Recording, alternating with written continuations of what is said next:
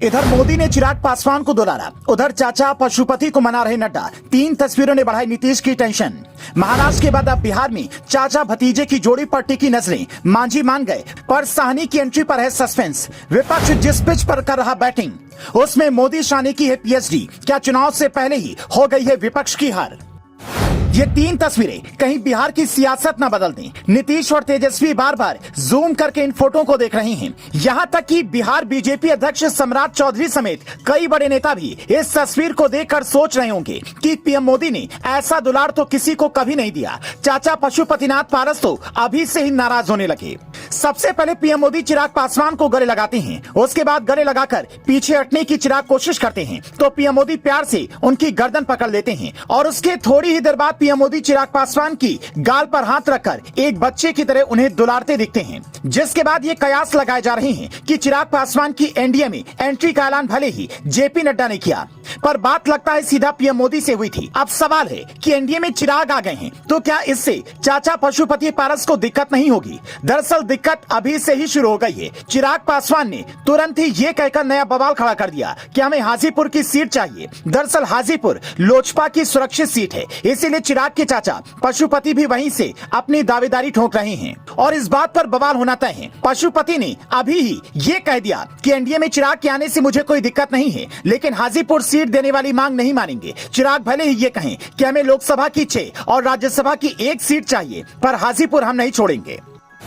हमारे सूत्र बताते हैं कि इस नए सियासी बखेड़े के बाद नड्डा ने पशुपति पारस को मनाना शुरू कर दिया है। अब वो मानेंगे या नहीं ये वक्त ही बताएगा, पर चिराग आज भी शायद अपने चाचा से गुस्सा है, इसीलिए सख्त लहजे में कहते हैं कि एनडीए में वो है या नहीं इससे फर्क नहीं पड़ता, हाजीपुर से मैं ही लड़ूंगा। शायद चिराग अभी पिता की मौत के बाद का किस्सा नहीं भूल पाए हैं। दरअसल पिता की मौत के बाद चिराग अलग टूटे हुए थे और उसी वक्त चाचा पशुपति पारस ने बड़ा खेल कर दिया।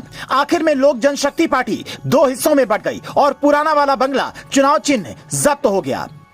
फिलहाल लोजपा पार्टी चिराग पासवान के हाथ में है, जिसका चुनाव चिन्ह हेलीकॉप्टर है, जबकि राष्ट्रीय लोक जनशक्ति पार्टी पशुपति पारस के हाथ में है, जिसका चुनाव चिन्ह सिलाई मशीन है। विवाद के बाद पशुपति को मोदी सरकार में मंत्री पद मिला तो कई लोगों ने सवाल भी उठाए कि इस पद पर असल हक चिराग का था, लेकिन चाचा ने खेल कर दिया। चिराग हर तरफ ये कहते घूम रहे थे कि मैं मोदी का हनुमान हूँ और अब पीएम मोदी ने उन्हें जैसे दुलारा है उससे पता चल रहा है कि बिहार की सियासी खेल में चिराग मोदी के नए हनुमान साबित हो सकते हैं। और सिर्फ चिराग नहीं बल्कि जीतन राम मांझी भी बिहार में बीजेपी के लिए काफी मददगार साबित हो सकते हैं। इस तस्वीर को देखने के बाद नीतीश और तेजस्वी को चिंता इस बात की हो रही है कि कुर्सी बचाएं या विपक्ष के अगवा बने। नीतीश के लिए सबसे बड़ी उम्मीद अब वीवीआईपी पार्टी के मुकेश साहनी ही हैं, जो इन दिनों बीजेपी से नाराज चल रहे हैं। कहते हैं कि वो अपनी शर्तों पर अड़े रहे और आखिर में उन्हें एनडीए ने बैठक से दूर ही कर दिया। ये बात एनडीए भी जानती है कि विपक्ष ने इंडिया नाम का नया गठबंधन बनाकर राष्ट्रवाद की पिच पर बैटिंग करनी शुरू कर दी है, पर इस पर जीत की संभावना कम दिखती है, क्योंकि राजनीति के जानकार कहते हैं कि इन मामलों पर बीजेपी नेताओं के पास पहले से ही पीएचडी है।